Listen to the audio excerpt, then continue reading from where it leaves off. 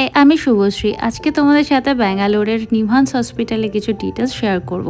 ইন্ডিয়ার মধ্যে কিন্তু খুবই ফেমাস একটি হসপিটাল নিমহান্স হসপিটাল, যেটা নিউরো অ্যান্ড সাইকো স্পেশালিস্ট। তো আমি আমার বাবার ট্রিটমেন্ট করার জন্য গেছিলাম, আর এখানে দেখো আমরা ভোর 3টে থেকে লাইনে দাঁড়িয়েছিলাম, তাও কতজনের পেছনে। এখানে সবাই রাত্রের থেকে মানে 1টা-2টো থেকেই লাইনে দাঁড়িয়ে যায়, তো যত তাড়াতাড়ি সম্ভব এসে লাইনটা এখানে দিতে হয়। New registration plus second third time ভিজিটেও কিন্তু সেমভাবে আলাদা আলাদা লাইন হয়, আর সবাই অনেক ভোরবেলা থেকে এসে কিন্তু লাইনে দাঁড়িয়ে থাকে।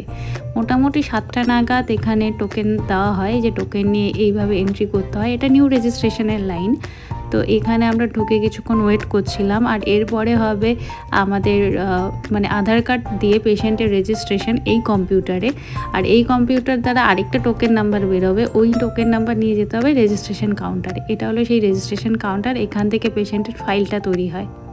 এই ফাইলটা করতে কিন্তু 100 টাকা করে নেয় পার পেশেন্ট, আর ওরা ফাইল করার সময় বলে দেবে গেট নাম্বার 1-এ আসতে, আর গেট নাম্বার 1-এ পেশেন্টকে নিয়েই এন্ট্রি করতে হয়।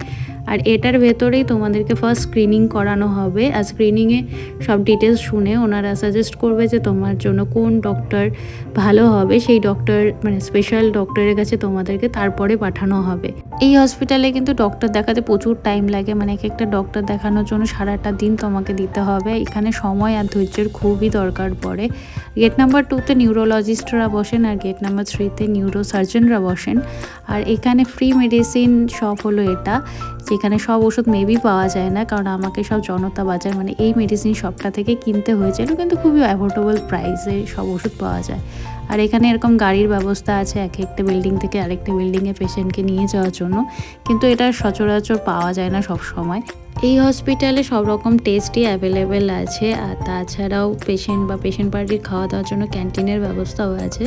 এখানে খুব টেস্টি সাউথ ইন্ডিয়ান ফুডই পাওয়া যায় ম্যাক্সিমাম, আর খুব অ্যাফোর্ডেবল প্রাইসের মধ্যে ভালো খাওয়া দাওয়ার এখানে অ্যাভেলেবেল আছে।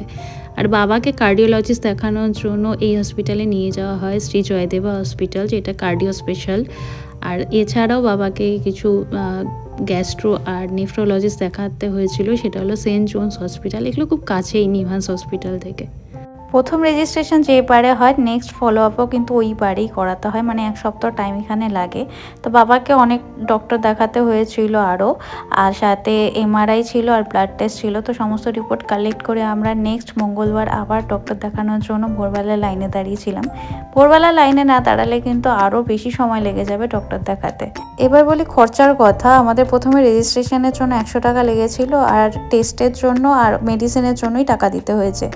আর বাইরে যেসব হসপিটালে ডক্টর দেখিয়েছি ওখানে ডক্টরের ভিজিটে 300 টাকা আর টেস্টের জন্য কিছু টাকা দিতে হয়েছে। আর এখানে সত্যি ট্রিটমেন্ট বাবদ খরচা খুবই কম। এছাড়াও যদি তোমাদের আর কিছু জিজ্ঞাসা থাকে আমাকে কমেন্ট বক্সে জানাতে পারো, বা আমাকে ডিরেক্ট ডিএম করতে পারো, আমি অল ডিটেলস তোমাদের সাথে শেয়ার করে দেবো। দেখা হচ্ছে নেক্সট ব্লগে।